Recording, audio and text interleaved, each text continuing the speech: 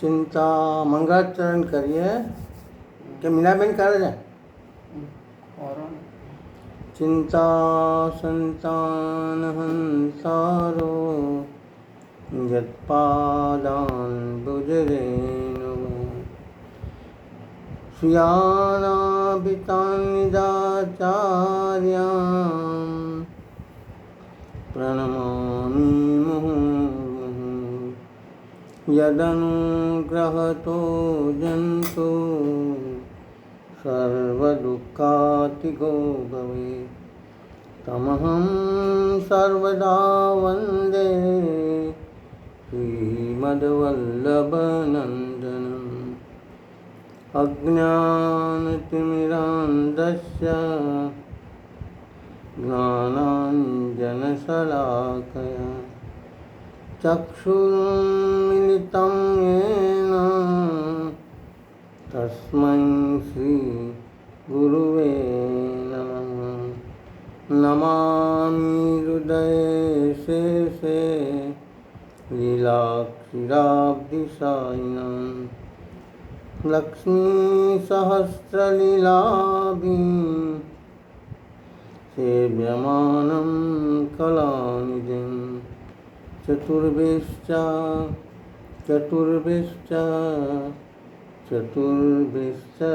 ત્રિભિस्तथा षड्विराजते योऽसो पञ्चधा हृदये मम पञ्चधा हृदये मम.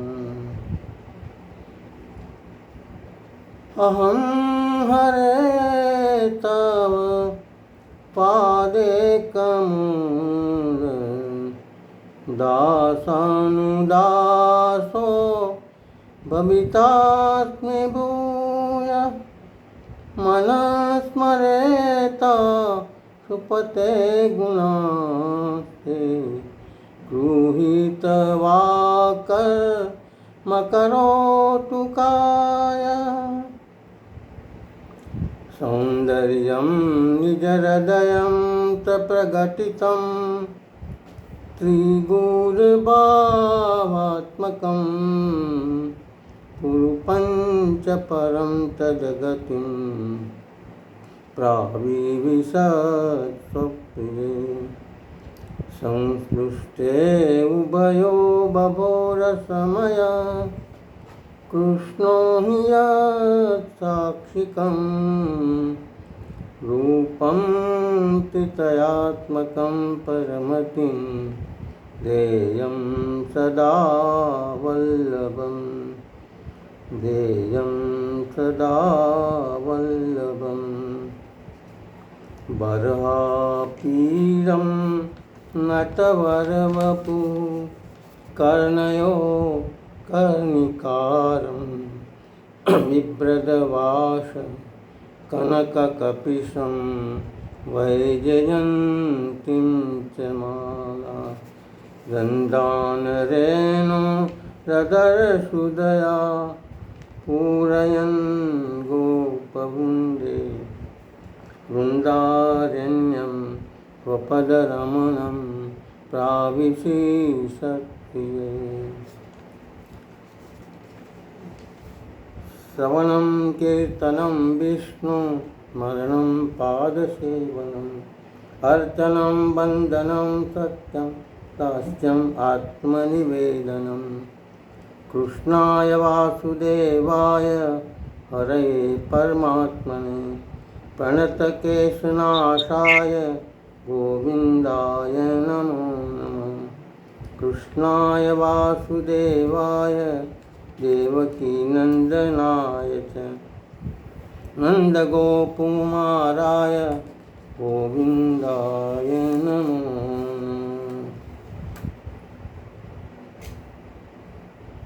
गोपाल जय जय गोविंद जय जय गोपाल जय जय गोविंद जय जय गोपाल जय जय गोविंद जय जय राधा रमण हरि गोविंद जय जय राधारमण हरि गोविंद जय जय गोविंद जय जय गोपाल जय जय गोविंद जय जय गोपाल जय जय गोविंद जय जय गोपाल जय जय गोविंद जय जय गोपाल जय जय राधारमण हरि गोविंद जय जय राधारमण हरि गोविंद जय जय गोविंद जय जय गोपाल जय जय गोविंद जय जय गोपाल जय जय। नमो भगवते तस्मै कृष्णाय अद्भुत कर्मणि रूप नाम विभेदेन जगत क्रीडति यो यतः सच्चिदानंद रूपाय विश्वोत्पत्त्यादिहेतवे तापत्रय विनाशाय श्रीकृष्णाय वयं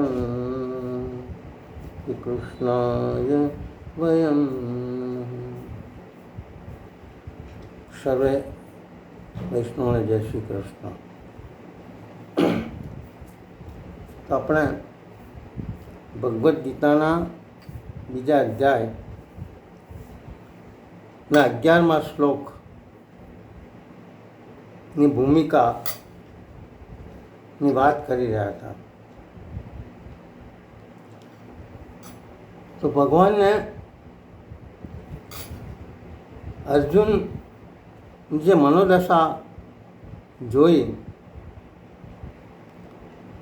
એક તો કહે છે ધર્મ સંમૂઢ છે અને મારા સ્વભાવની દુર્બલતાને લઈને હું કશું નક્કી કરી શકતો નથી કે ધર્મ શું ને અધર્મ શું, મારા માટે સાચું શું અને ખોટું શું, હું શું કરું।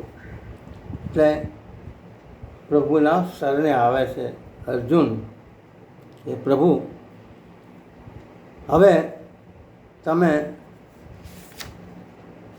યદચ્છ કૃષ્ણ ભૂઈ તત્વ યદચ્છે શ્યાનિચિસ્તમ ભૂઈ તન્મે, હે પ્રભુ હવે તમે મને મારું જે શ્રેય છે, મારું જે કલ્યાણ છે એ મને બતાવો, એનું માર્ગદર્શન આપો, મને એનો રસ્તો બતાવો। અને એ જ અર્જુન ફરી પાછો એ પછીના શ્લોકમાં 8, 9 ને 10માં પાછો અર્જુન જેની દલીલો કરે છે પંડિતાઈ એવી, અને પછી પાછો યુદ્ધ કરવાની ના પાડે છે। એટલે 10મા અધ્યાયમાં ભગવાન 10મા શ્લોકમાં ભગવાનને આ અર્જુનનો આ જવાબ સાંભળીને હસવું આવે છે, પ્રહસન। એટલે એક બાજુ તું મારા શરણે આવવાની વાત કરે છે અને બીજી બાજુ તું પાછું યુદ્ધ કરવાની ના પાડે છે, એટલે ભગવાનને હસવું આવે છે। અને ભગવાન અર્જુનની મનોદશા સમજે છે કે અર્જુન એ પોતે ધર્મ સંમૂઢ, ધર્મની બાબતમાં એ કન્ફ્યુઝ છે, એની ગેરસમજ છે। અને એટલે ભગવાન 11મા શ્લોકથી તો 11 થી 30 શ્લોક જે છે એ આ ભગવદ્ ગીતાના બીજો અધ્યાય જેને સાંખ્ય યોગ કહે છે એ આત્મવિદ્યા યોગ, જ્ઞાન યોગ અથવા આત્મજ્ઞાન યોગ, એ બધી વાત ભગવાન આ 19 શ્લોકમાં કરવાના છે। એમાં 11મો જે શ્લોક છે તો 11મો શ્લોક જુઓ તમે તો 11મા શ્લોકમાં ભગવાન શું કહે છે? અશોચાન્યામ ન શોચસ્વ પ્રજ્ઞાવાદાંશ્ચ ભાષસે ગતાસુ ન ગતાસુ નાનું શોચંતિ પંડિતા। એટલે ભગવાન કહે છે આનું જો ટ્રાન્સલેશન કરીએ તો અશોચાનમ શોચસ્વ, હે અર્જુન, હે પરમ તપ, તું શોક ન કરવા જેવી વસ્તુનો શોક કરે છે. અને પાછો પંડિતાઈ જેવી વાતો કરે છે. પરંતુ પંડિતો તો જીવેલા કે મરેલાનો કદી શોક કરતા નથી. ગતાસુ ન નાનું શોચંતી પંડિતા. તો ભગવાને આ શ્લોકમાં, આ બહુ જ મહત્ત્વનો શ્લોક છે ભગવદ્ ગીતાનો, કારણ કે અહીંથી ભગવાન અર્જુનને ઉપદેશ આપવાનું શરૂ કરે છે. તો ભગવાન આ ઉપદેશ આપવાનું શરૂ શા માટે કરે છે? કારણ કે અર્જુને પૂછ્યું છે ભગવાનને કે શું યદચ્છ સ્યાત નિશ્ચિતમ બ્રૂહિ તન્મે, હે પ્રભુ, હવે મારે માટે જે શ્રેષ્ઠ હોય, કલ્યાણકારી હોય એ મને કહો. એટલે ભગવાન એને કહે છે કે જે માણસ, એટલે અહીંયા બહુ મોટો પ્રશ્ન અર્જુને પૂછ્યો છે કે માણસનું કલ્યાણ શેમાં, માણસનું શ્રેય શેમાં, મનુષ્ય જીવનનું પરમ લક્ષ્ય શું, આ બધા પ્રશ્નો, કે જીવનનો મર્મ શું, આ બધા પ્રશ્નોમાં આની સાથે એ રીતે ગૂઢ રીતે સંકળાયેલા છે. તો ભગવાન અહીંયા કહે છે કે જો તારું કલ્યાણ તું ઈચ્છતો હોય તો તારા માટે તું એક મોટી ભૂલ કરે છે. અને આપણે બધા જ ભૂલ જે કરીએ છીએ, ભગવાને કીધું કે તું ભૂલ કરે. શું ભૂલ કરે છે? તો ભૂલ એ કરે છે કે અર્જુન, તને ખબર નથી કે શોક શું છે. ભગવાને 11 થી 30 શ્લોકમાં અને આગળ બીજા અધ્યાયમાં ભગવાને બહુ મહત્ત્વના પ્રશ્નોનો જવાબ આપે છે કે જન્મ શું, મૃત્યુ શું, મૃત્યુ શા માટે, આત્મા શું છે, જીવાત્મા કોણ છે, પરમાત્મા અને આત્માનો સંબંધ શું છે. આ બધી વાત ભગવાન આ બધા શ્લોકોમાં કરવાના છે. પરંતુ પહેલી જે વાત કરે છે કે અર્જુનને પોતાને એ ભાનનું લાવવું છે અને બતાવવું છે કે અર્જુન, તું છે કોણ, તું શા માટે આ બધા મૂર્ખાભરા પ્રશ્નો કરે છે. આ તારી મૂર્ખામી છે, પંડિતો જેવી વાતો કરે છે. અને એટલે કે આ મોહ અને મમતા એ લોખંડની ગાંઠો છે અને જળ છે. તો ભગવાન અહીં જે કહે છે કે શોક માણસ શા માટે કરે, શોક કરવાનું કારણ શું, શોક કોને થાય ને શોક ક્યારે થાય? તો શોક ક્યારે થાય કે જ્યારે માણસમાં મારાપણું અને પરાયાપણું આવે ત્યારે, માયા આવે ત્યારે. એટલે કે આ મારા અને પરાયાનો ભેદ જે સમજતો નથી એને માટે શોક છે. ધૃતરાષ્ટ્રને તો આ બરાબર છે, ધૃતરાષ્ટ્રની વાત, કે ધૃતરાષ્ટ્રને એ ખબર નથી, કારણ કે મામકા પાંડવાશ્ચ, એટલે એ મારા અને પાંડવોના પુત્રો, એટલે ધૃતરાષ્ટ્રમાં આ મમતા હતી, મોહ હતો. એ જ વાત અર્જુનની પણ છે. અર્જુનને પણ આ જે સ્વજન મોહમાંથી ઉત્પન્ન થયેલી અહંતા અને મમતા ને લઈને જ આ ભગવદ્ ગીતાનો જન્મ છે. તો ભગવદ્ ગીતામાં જે વાત છે કે આ શોક થયો છે અર્જુનને એ સ્વજન મોહમાંથી. અને એટલે અર્જુનને શોક શા માટે થયો? કારણ કે મારું અને પરાયુંનો પ્રશ્ન આવ્યો, મારા અને પરાયા. આપણે પણ આ બાબતમાં બહુ એ છે કે જ્યાં સુધી મારા હોય ત્યાં સુધી આપણે બીજા સાથે કોઈ લેવા દેવા નહીં. ટ્રેનનો એક્સિડન્ટ થયો હોય, આપણા જ નજીકના એ ટ્રેનમાં મુસાફરી કરતા હોય, અમને ખબર ના હોય, પરંતુ ટ્રેનમાં એક્સિડન્ટ થયો હોય ત્યારે આપણે ફક્ત આપણે એક દિલસોજી કે હા હા કેટલા લોકો મરી ગયા બિચારા, કમ હોતે વગેરે વગેરે, આપણે બધી દિલસોજી વ્યક્ત કરીએ,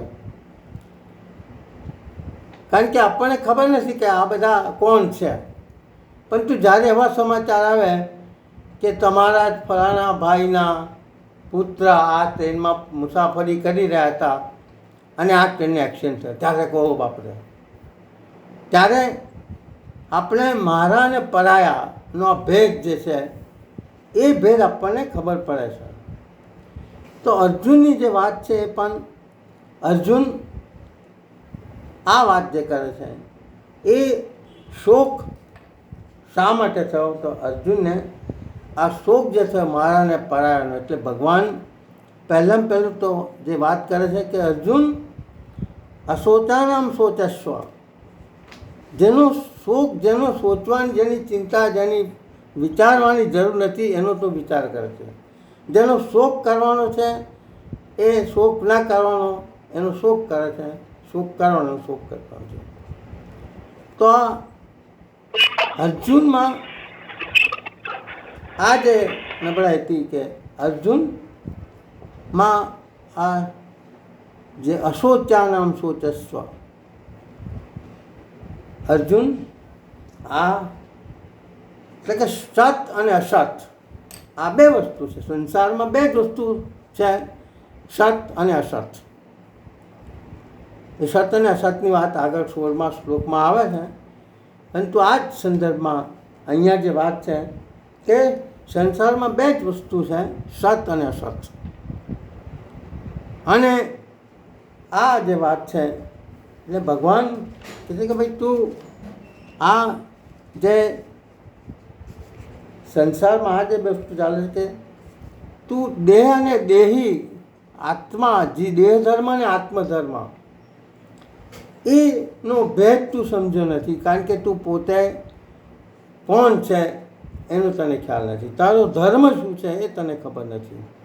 અને એટલે આ કન્ફ્યુઝ થયેલો અર્જુન, એને ભગવાન આ પહેલા શ્લોકમાં પહેલી જ વાત કરે છે કે માણસે પોતાનું કલ્યાણ, પોતાનું શ્રેય જાણવું હોય તને પહેલાં પહેલું આ કે માણસમાં સાચું અને ખોટું એ પારખવાની શક્તિ હોવી જોઈએ, જે અર્જુનમાં નથી અત્યારે. અને એટલે ભગવાન એને આ વાત કરે છે. અને અર્જુનના આ અજ્ઞાનને દૂર કરવા માટે ભગવાન આ 11મા શ્લોકમાં આ વાત કરે. એટલે જે શરીર સાથે જે અર્જુનને શોક થયો તો એનું કારણ જે આપણે કીધું કે સ્વજન આસક્તિમાંથી જે મોહ અને મમતાને લઈને થયો. તો અર્જુન શરીરના જે સંબંધો છે, શરીર જે છે એ શરીર જેનો શોક કરવા જેવો નથી એનો શોક કરે છે, કારણ કે શરીરને સાચું માને છે, શરીરના સંબંધોને સાચા માને છે. અને એટલે સ્વજનોની આસક્તિમાંથી જે મોહ ઉત્પન્ન થયો એને લઈને અર્જુન એ આ વાત કરે છે. જ્યારે એટલે શરીર પોતાનું છે એમ માને છે અર્જુન, ખરેખર શરીર એનું પોતાનું નથી. ભગવાન જ કહેવા માગે છે કે આ શરીરનો જે ધર્મ છે ને આત્માનો ધર્મ બંને જુદા છે. તું જે માને છે કે શરીર તારું છે એ શરીર તારું નથી, કારણ કે શરીર નાશવંત છે, ક્ષણિક છે.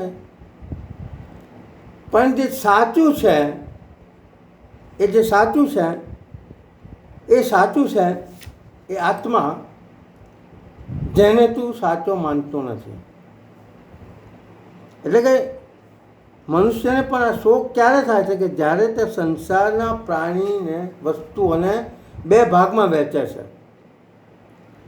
એ જે વાત કરી કે સ્વજન આસક્તિને લઈને મારા અને પરાયાનો ભેદ જે અર્જુનમાં છે, એટલે જ આ પ્રશ્ન ઊભો થાય છે કે શરીર ધર્મ, જે શરીર છે, સંસારની જે વસ્તુઓ છે, જે અસત છે, જે નાશવંત છે, ક્ષણિક છે, કારણ કે એ કાયમ રહેવાનું નથી, છતાં પણ અર્જુન એ મોહમાં ફસાય છે. અને એટલે એ કુળ ધર્મને બચાવવા માટે આ બધી દલીલો ભગવાન પાસે કરે છે. અને એટલે આ ભગવાન કહે છે કે ભાઈ આ શરીર જે છે એ શરીર સાચું નથી, ખરેખર તો આત્મા સાચો છે. અને એટલે અને અર્જુનને આ જ વાત સમજાવે છે આ શ્લોકમાં. બીજી વાત જે કરે છે કે અર્જુન, તું શોક કરવા જેવી વસ્તુનો શોક ન શોક કરવા જેવી વસ્તુનો શોક કરે છે, અને જે શોક કરવા જેવી વસ્તુને તું જાણતો નથી, અને છતાં પણ પાછો તું પ્રજ્ઞાવાદાંશ્ચ ભાષસે, અશોચાનામ શોચસ્વ પ્રજ્ઞાવાદાંશ્ચ ભાષસે. તારી બધી જે વાત છે પ્રજ્ઞાવાદાંશ છે, પંડિતો જેવી છે. કારણ કે પંડિતો જેવી છે એટલા માટે કે જે તારામાં આ જે કન્ફ્યુઝ ધર્મ સમૂહ થયેલો છે, કારણ કે એક બાજુ તું કહેશે મારી શરણે આવે છે ને મારું શ્રેય કલ્યાણ છે એમાં તે પૂછે છે, અને બીજી બાજુ તું કુલ ધર્મની તારી દલીલો કરે છે કે યુદ્ધથી તો કુલ ધર્મનો નાશ થશે, પરિવારની સ્ત્રીઓ આ થશે, સમાજનું અધપતન થશે, વર્ણશંકર પ્રજા ઉત્પન્ન થશે, પિંડદાન કરી શકે નહીં, પિતૃઓને તર્પણ આપે, આ બધી દલીલો કરે છે અર્જુન. એટલે કહે છે કે તું પંડિતાઈ જેવી વાતો કરે છે, એક બાજુ આમ કહે છે ને એક બાજુ તું આ બધી દલીલો કરે છે. પરંતુ પંડિતોની જે વાત કરતો હોય તો પંડિતો તો ગતાસુન નાનું સોચંતી પંડિત. તું તારી જાતને પોતાને પંડિત માનતો હોય, બુદ્ધિમાન માનતો હોય, તો બુદ્ધિમાન જો લોકો છે, પ્રજ્ઞાવાદી છે, એ તો મરેલા કે જન્મેલા, જન્મ અને મરણ વચ્ચેનો કોઈ ભેદ જોતા નથી, એનો કોઈ શોક કરતા નથી. ગતાસુન નાનું સોચંતી પંડિત. એટલે કે જે ગયા છે, જે જીવે છે કે જે મરેલા છે, એનો કોઈ શોક આ જે લોકો બુદ્ધિમાન લોકો છે એ સમજતા નથી. અને એટલે એનું કારણ છે કે જાણે છે કે શરીર નાશવંત છે, આત્મા અવિનાશી છે. દેહ ધર્મ અને આત્મધર્મ વચ્ચેનો તફાવત સમજ જેને છે એવા બુદ્ધિમાન લોકો, પ્રજ્ઞાવાદી પંડિતો એ જાણે છે. અને એટલા માટે એ મરેલા અને જીવતા આ બંને વચ્ચેનો કોઈ ભેદ જોતા નથી. અને એટલે માણસ જે છે, એટલે અર્જુનને ભગવાન કહે છે કે તું પંડિતો જેવી વાતો કરે છે, પરંતુ પંડિતો જેવું તારું આચરણ નથી, તારું વર્તન નથી, કારણ કે તું આ વિરોધાભાસી વાતો કરે છે. અને એટલે આ 11મા શ્લોકમાં ભગવાન જે આ જ વાત કરે છે કે જેનો શોક કરવા જેવો છે એનો શોક તું કરતો નથી. ખરેખર તો આત્મા જે છે એ આત્માની જે વાત છે કે આત્મા શું છે, તું કોણ છે, અને તારું કર્તવ્ય શું છે, તારો ધર્મ શું છે, એ તું બરાબર સમજ, તો તને આ જે તારું કન્ફ્યુઝન છે એ દૂર થશે.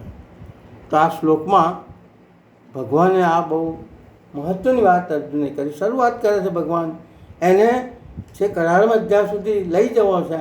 એટલે પહેલામાં પહેલી તો અર્જુનને આ શ્લોક દ્વારા, આ 11મા શ્લોકમાં ભગવાન અર્જુનને સાચું અને ખોટું, શોક કરવા જેવું અને શોક ના કરવા જેવી વસ્તુ વચ્ચેનો જે તફાવત છે એ તફાવત શું છે, અને શરીર અને આત્મા આ બંનેના ધર્મો, દેહ ધર્મ અને આત્મધર્મ એ બંને જુદા છે, અને એ વાત એને અહીંયા કરી છે.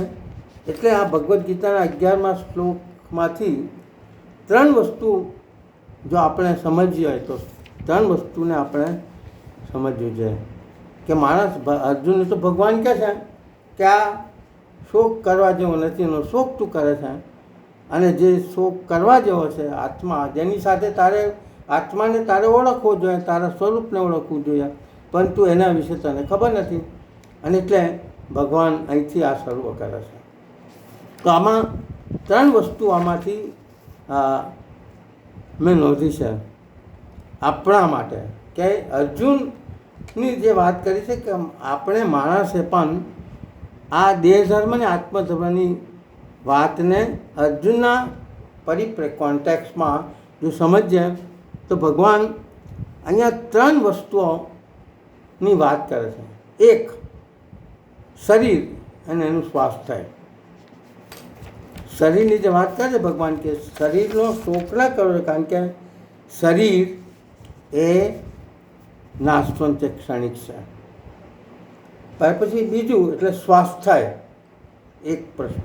બીજો મુદ્દો છે સ્વજન, કારણ કે અર્જુનને સ્વજન આસક્તિમાંથી જે મોહ થયો, એમાં જે મમતા થઈ, અહંતા મમતા, એને લઈને અર્જુન આ દેહ ધર્મ અને આત્મધર્મ વચ્ચેનો ભેદ ભૂલ્યો. અને ત્રીજી વસ્તુ છે કે આપણને ભગવાન આ બોધ આપે છે કે સંપત્તિનો કદી શોક કરવો નહીં.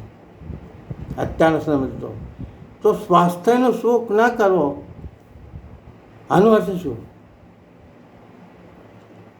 આપણે જ્યારે ભગવદ્ ગીતાને સમજીએ છીએ ત્યારે આ કોન્ટેક્ટમાં ભગવાન જે અર્જુનને શોક કરવાની વાત કરે, શરીરનો શોક ના કરવો એ વાત, કારણ કે શરીર નાશવંત છે. એટલે કે દેહ ધર્મને તું સમજ અને આત્મધર્મને સમજ. તો આનો અર્થ છે કે આપણે શરીરનું સ્વાસ્થ્ય બાબતમાં કોઈ ચિંતા નહીં કરવાની, સ્વાસ્થ્યનો શોક ના કરવો, શરીરનો શોક ના કરવો, એટલે શરીરના સ્વાસ્થ્યનો આપણે શોક ના કરવો. તો એ તો પહેલી વાત છે કે શરીર એ તો ભગવાન સુધી પહોંચવા માટેનું એક માધ્યમ છે. શરીર સાધ્યમ ખલું ધર્મ સાધનમ. આપણા શાસ્ત્રોએ પણ કીધું કે શરીર સાધ્યમ ખલું ધર્મ સાધનમ.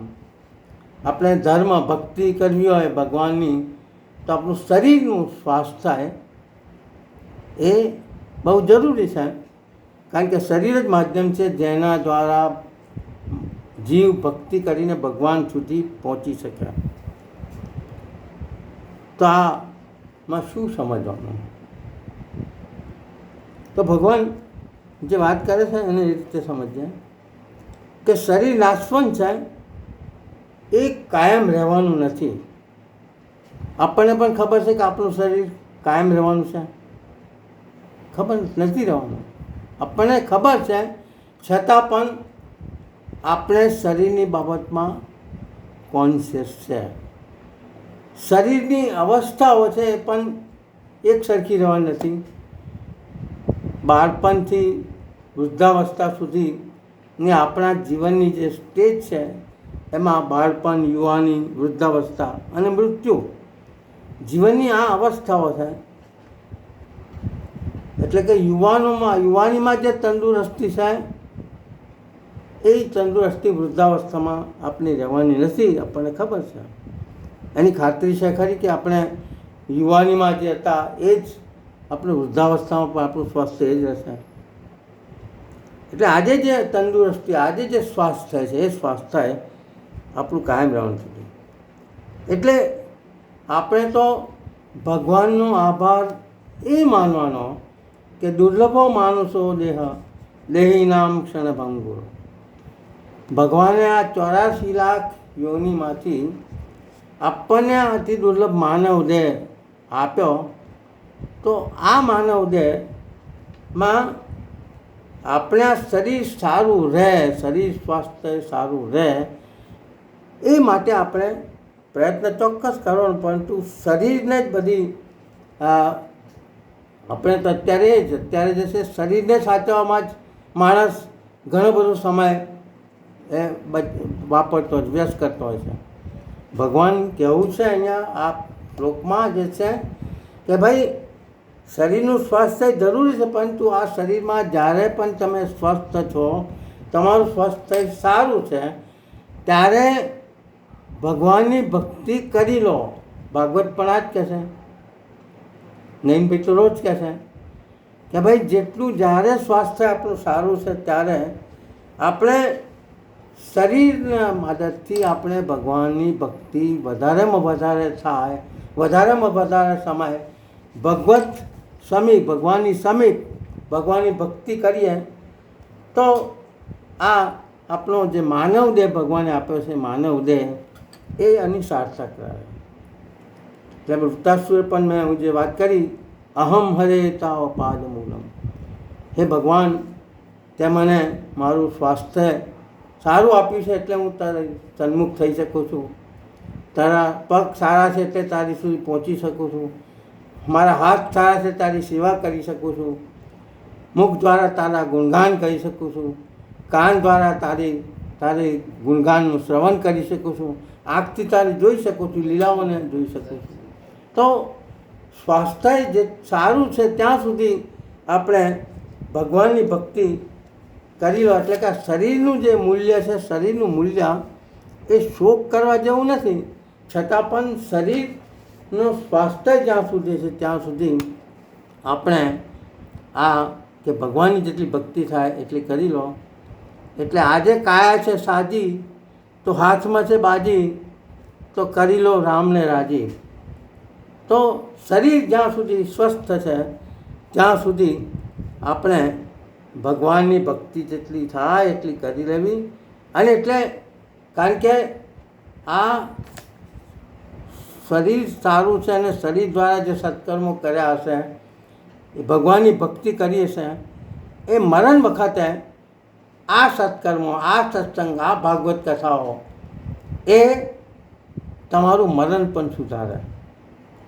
અને એ રીતે સ્વાસ્થ્યની બાબતમાં આપણે બહુ ધ્યાન રાખવાની જરૂર છે. ભગવાનની ભક્તિ જેટલી કરી શકાય, જેટલી થઈ શકે એટલી કરવી. કારણ કે અને આ યાદ રાખીને કે એનો શોક કરવા જેવો નથી શરીરનો, કારણ કે ક્ષણભંગો છે, ક્યારે આપણું મૃત્યુ થશે આપણને ખબર નથી.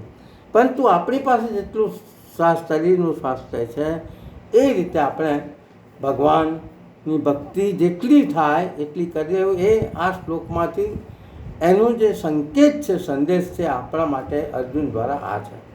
અને એટલે પેલું જે એક ભજન છે, જિંદગીનો સો ભરોસો વહી જશે, જિંદગીનો સો ભરોસો વહી જશે, જોત જોતામાં સમયનું થઈ જશે, જિંદગીનો સો ભરોસો વહી જશે. આ જિંદગી કેવી છે તો રચના કહે છે, જિંદગી એક કુંભ જે સંભાળજો. જિંદગી તો આ કુંભ માટલાના ઘડા જેવું છે, કાળ ટક્કર વાગશે તૂટી જશે, કાળ ટક્કર વાગશે તૂટી જશે, જોત જોતામાં સમયનો થઈ જશે, જિંદગીનો સો ભરોસો વહી જશે. પછી શું કહેશે, જિંદગી એક ફૂલ છે સંભાળજો. આ ફૂલ સવારે સૂર્યની સામે ઉગે છે, પરંતુ સૂર્યાસ્ત થતાં એ કરમાઈ જાય છે. એટલે કહે છે, જિંદગી એક ફૂલ છે સંભાળજો, આજ અગર કાલે જરૂર કરમાઈ જશે, જોત જોતામાં સમયનો થઈ જશે, જિંદગીનો સો ભરોસો વહી જશે.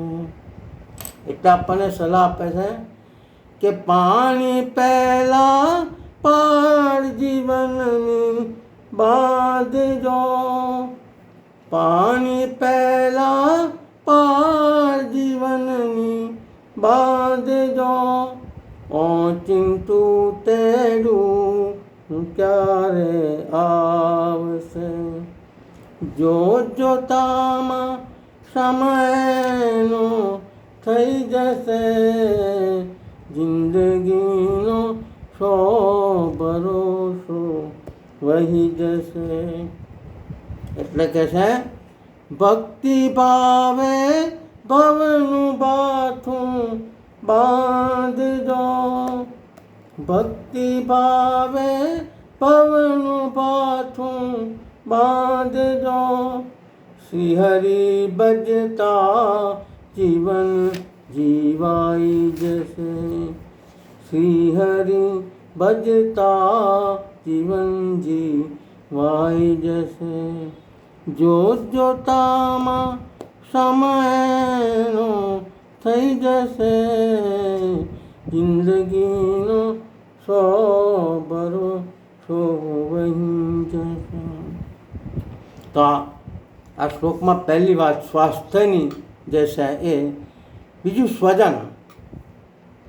આ સ્વજનની જે વાત છે, સ્વજન મોહમાંથી જન્મેલી અહંતા મમતામાંથી આ ભગવદ્ ગીતાનો જન્મ થયો. એની જ વાત એ આજના સંદર્ભમાં આપણે પણ આજે સ્વજનો માટે જ આપણું જીવન જીવીએ છીએ. આપણે આપણું જીવન જો તપાસીએ શરૂઆતથી અત્યાર સુધીનું, તો આપણામાં પણ આ સ્વજન આસક્તિ છે. અને એ સ્વાભાવિક છે હોય, પરંતુ કારણ કે માણસ એ સહજ છે કે સ્વજનોની હૂંફ, એની લાગણી, એનો પ્રેમ એ આપણને બહુ જ જરૂરી છે. પરંતુ પ્રશ્ન છે કે ખરેખર શું આપણને ખાતરી છે કે સ્વજનો પ્રત્યેનો પ્રેમ આજે જેવો છે એવો જ કાયમ રહેશે? આ અત્યારની એક મોટામાં મોટી સમાજની એક કૂટ પ્રશ્ન છે કે સ્વજનનો જે પ્રેમ છે, આજે અત્યારે સંયુક્ત કુટુંબો તૂટી રહ્યા છે, સ્વજનોમાં વિઘટનની પ્રક્રિયા ઝડપથી થઈ રહી છે. સ્વજનોની વાત તો ઠીક, પણ પરિવારો, કુટુંબો પણ તૂટી રહ્યા છે. એટલે ભગવાન જે અર્જુનને કહે છે, અર્જુન આ સ્વજનોની તને જે આસક્તિ છે, સ્વજનોની આસક્તિ રાખવા જેવી નથી.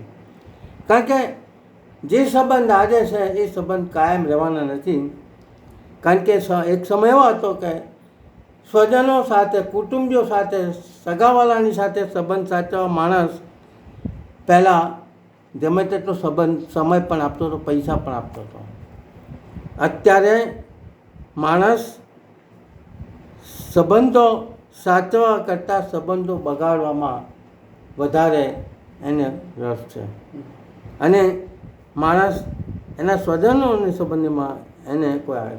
પણ જો પશુ પક્ષી પ્રાણીમાં માણસ જેટલી, માણસે જીવનનું જે માધુર્ય ગુમાવ્યું છે સ્વજનના આસક્તિને લઈને, અને મોબાઈલ, કોમ્પ્યુટર અને ટેકનોલોજીએ માણસને કુટુંબથી ઘણા દૂર લઈ ગયો છે. જે દૂરના હતા એ નજીક આવ્યા છે, નજીકના દૂર જઈ રહ્યા છે. આ એક સામાજિક એક ચિત્ર છે અત્યારનું. અને એટલે પરંતુ સ્વજનની બાબતમાં આપણા ભાગવતમાં પણ આ પ્રસંગ છે. ભાગવતનો કયો પ્રસંગ? કે જે સ્વજનોમાં જેની આસક્તિ હતી, કુટુંબીઓ પ્રત્યે જેને પ્રેમ હતો, એ ગજેન્દ્ર. મોક્ષની કથામાં પણ આ જ વાત છે કે ગજેન્દ્ર પોતાના સ્વજનો સાથે, કુટુંબીઓ સાથે, પુત્ર, પુત્રી, પત્ની બધા સાથે નહીં રહેતો. અને એ વાત આપણને ખબર છે, મારે એનું પુનરાવર્તન કરવાની જરૂર નથી. પરંતુ જ્યારે ગજેન્દ્રનો પગ મગરે પકડ્યો ત્યારે એને સ્વજનોને બૂમ પાડે છે. સ્વજનો એની સાથે હોય છે, પરંતુ સ્વજનો પ્રયત્ન બહુ કરે છે, પણ એમ લાગે છે કે ના, મગરના મુખમાંથી આ હાથી ગજેન્દ્રનો પગ છોડાઈ શકાશે નહીં. એટલે બધા જતા રહે છે. અને ગજેન્દ્ર એ બિલકુલ નિરાધાર થઈ જાય છે. જે સ્વજનો પ્રત્યે, કુટુંબ પ્રત્યે, પોતાના પ્રત્યે જેને લાગણી હતી, પ્રેમ હતો, એ બધા જ જતા રહે છે. અને આપણી પણ એવી છે કે મૃત્યુ સુધી, જીવનને મૃત્યુ સુધી બધા સાથે છે, પરંતુ સ્મશાનમાં ગયા પછી દરેક આપણને દૂર કરતા જાય છે. તો આ ગજેન્દ્ર મોક્ષની વાતમાં પણ આ જ વાત છે કે સ્વજનનો જે મોહ છે, સ્વજનની જે આસક્તિ છે, એ સ્વજનની આસક્તિને લઈને જ ગજેન્દ્રને પણ આ ભાન થયું. દ્રૌપદીનું પણ દ્રષ્ટાંત છે કે દ્રૌપદીને પણ જે જુગતું રમતા પાંડવો હારી જાય છે અને બધું જ છોડવામાં આવે છે, ત્યારે દ્રૌપદીને દુશાસન એને ચીરહરણ કરે છે. એ પહેલાં દ્રૌપદી પણ ભીષ્મ પિતામાં બધાને વિનંતી કરે છે બચાવવા માટે. પોતાના પાંડવોને પણ 5 પાંડવોને પણ દ્રૌપદી બચાવવા માટે બહુ પાડે છે, પરંતુ જ્યારે કોઈ નથી આવતા ત્યારે દ્રૌપદી પણ ખબર છે કે આ બધા શું કામના, મારા પતિ, મારા પાંડવો પણ મને બચાવી શકતા નથી.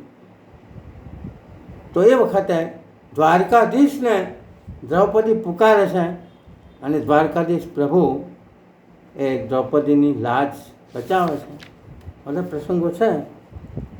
એ જ રીતે આમાં અભિમન્યુનો જે પ્રસંગ છે, ઉત્તરાના ગર્ભમાં જે પરીક્ષિત હતો, અને વખતે અશ્વસ્થામાના બ્રહ્માસ્ત્રથી અભિમન્યુ ને મારવાની જે વાત છે, એ વખતે પણ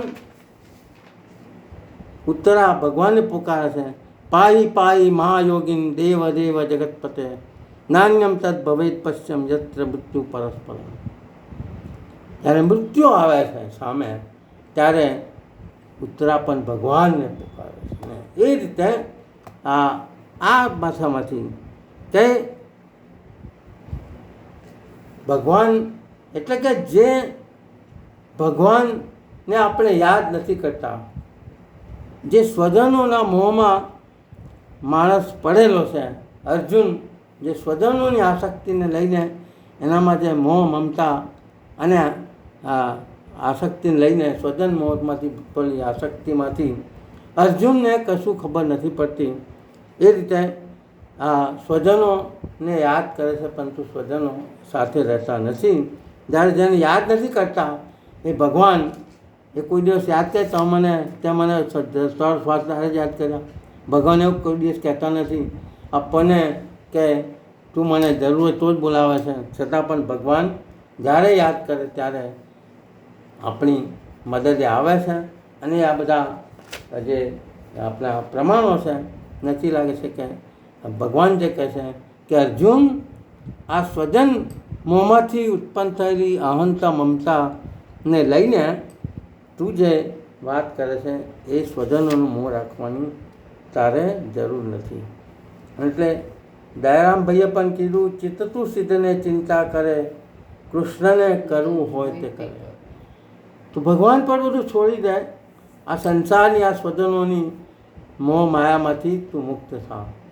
અને એટલે મહાપ્રભુજે પણ ચિંતા કાપીને કાજા નિવિધા સર્વેશ્વર સસરાત્મા નિજેચ્છાત કરી છે. વલ્લભ પણ આ કહે છે કે જે બધું થવાનું છે એ સર્વેશ્વરની ઈચ્છાથી જ થાય છે, આપણું ધાર્યું કશું થતું નથી. અને એટલે આ સ્વજન આસક્તિમાંથી જે મોહ અર્જુનને થયો હતો, એ બાબતમાં આપણને પણ આમાંથી આ જ સંકેત મળે છે કે ભાઈ સ્વજનની આસક્તિ બહુ રાખવા જેવી નથી. ને અત્યારના સંદર્ભમાં આપણે અનુભવીએ પણ છે કે આપણે પરિવારમાં કેટલા સાથે છે, કેટલા સાથે રહી શકીએ છીએ. આ બીજી વાત. અને ત્રીજી વાત જે છે એ સંપત્તિ. તો આ શ્લોકમાંથી ત્રીજી વાત જે આપણને વાત કરે છે કે ભાઈ સંપત્તિ જે છે એ સંપત્તિનો મોહ પણ રાખવા જેવો નથી.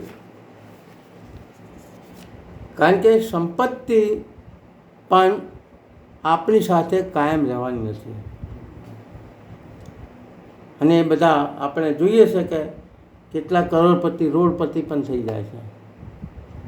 એટલે માણસ એ સંપત્તિનું જ અભિમાન છે અને સંપત્તિ માટે જે દોડાદોડ કરે છે અત્યારનું વિશ્વ આપણે બધા, એ સંપત્તિનો મોહ જે છે એ સંપત્તિનો મોહ પણ રાખવા જેવો નથી.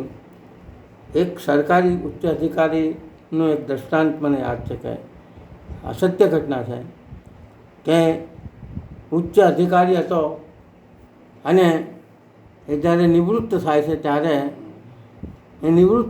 ત્યારે એ પોતે એવી આમ અનુભૂતિ કરે છે કે હા, હવે હું મુક્ત થઈ ગયો, હવે મારી જવાબદારીમાંથી મુક્ત થઈ ગયો. એટલે એ બધું વિચારો બેસે છે કે હવે હું આ કરીશ. મારી પાસે જે સંપત્તિ જેનું લિસ્ટ બનાવવા માંડ્યો કે મારી પાસે આટલા પૈસા છે, બેંક બેલેન્સ છે, આટલા મકાનો છે, આટલી ગાડીઓ છે, આટલી જમીનના પ્લોટ છે, બધા ભેગા કરેલા જે બીજા માર્ગે, એ બધાની યાદી બનાવે છે અને એ પછી કહે છે કે આમ જઈશ, એ બધું આખું પ્લાનિંગ કરે છે.